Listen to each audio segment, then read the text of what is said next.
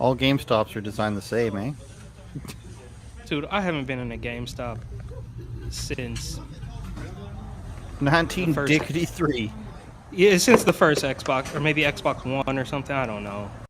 Looks like Xbox took the worst of it. I think this is an obvious story here: is people just getting in on looting, which is kind of always what happens, isn't it?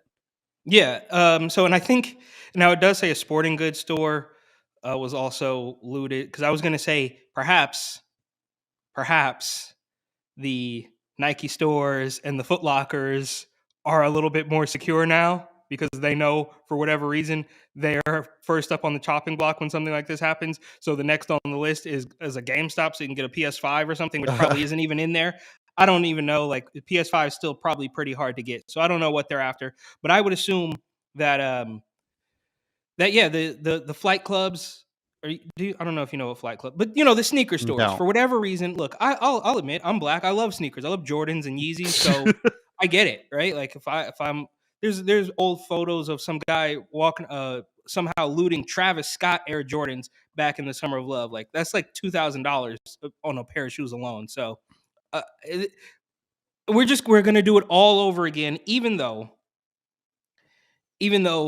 they basically got what they were asking for last time, right? So they want the cops fired, they want the cops charged. That's exactly what happened, as I understand it, that they're facing Hmm. trial. So I don't know. I mean, there's really no other excuse except for we just wanted free stuff. And that's what we've seen. But another thing about this is that not only are they fired and charged, but on the opposite side, right? They don't want people to take, so they hate the cops, but they also hate the people who take justice into their own hands, like say a guy who sprays down a bum who's been making a mess in front of his store, or say a guy like Kyle Rittenhouse. They don't want that either. They just want you to obey no matter what, no matter what they say. You know what I mean? So like, oh, we hate the Hmm. cops so much, but as soon as somebody does it themselves, they're mad at them too. So you just can't win. The game is rigged, and we go get sneakers and video games and purses and all that stuff. Well, I think once it gets to the group level, like what they did, where they blocked the highway out there in Tennessee, it's just the whole tear the system down thing, and and it sounds silly to keep saying it over the years, but it is just like a communist method of tearing everything down to rebuild it. They want to.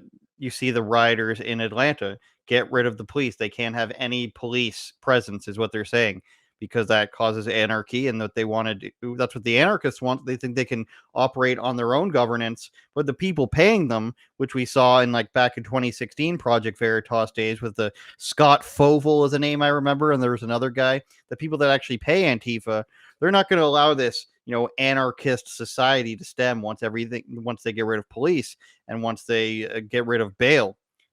It's just going to be what the Davos groups wants, which is an ultra rich amount of, or an ultra rich group of people who are, they're the only ones who are allowed to fly, they're the only ones who can properly heat their homes, they're the only ones who can eat meat.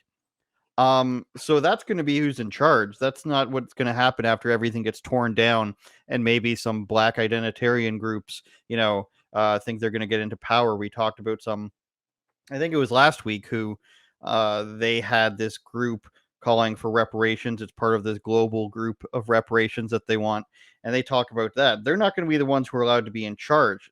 The elitist billionaire groups who control the credit card companies and the computer companies, and thus the facial tracking and everything, and monetary tracking systems, and the monetary systems themselves, they're going to be the ones who are in charge. And it's going to be this pseudo communist Chinese like state, but instead of just whipping people on the corner like China does, beating people down the street, it's going to be like, sit in your home, work from home, we'll give you your TikTok and your YouTube, but you can't go outside and do anything else.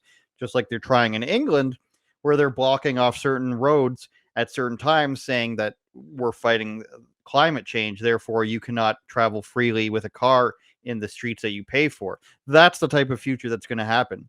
So by And that is these people happening. go, They're shutting down roads. They're shutting down roads and doing toll roads in New York. And Scott Weiner, one of my favorite senators, one of my favorite politicians, the creepiest man in all of American politics, Scott Weiner. Go ahead and duck. I've been screaming about this guy for years now, but he wants to tear down a highway in San Francisco just because they don't want car travel. They got toll roads in San Francisco. You can't drive down certain parts of Market Street. And I think I mentioned this um, when I went back home, not for Christmas, but for Thanksgiving, and I was driving around San Francisco. I noticed a huge uptick, as they like to say, in roads that were closed to traffic. So these are neighborhoods that I used to live in and would drive to and from and get taxis and get Ubers and all that stuff. And now it's just closed to cars unless you have an ID that says you live there. So they really are working on that stuff. And I know maybe it sounds like a stretch, like it's like these things are totally not related, but they are. And just for you to bring that up, I can see it. I can see it already happening in New York and California now. It's not happening here yet in Arizona, but who knows? It's not far away. It's really what they're working on.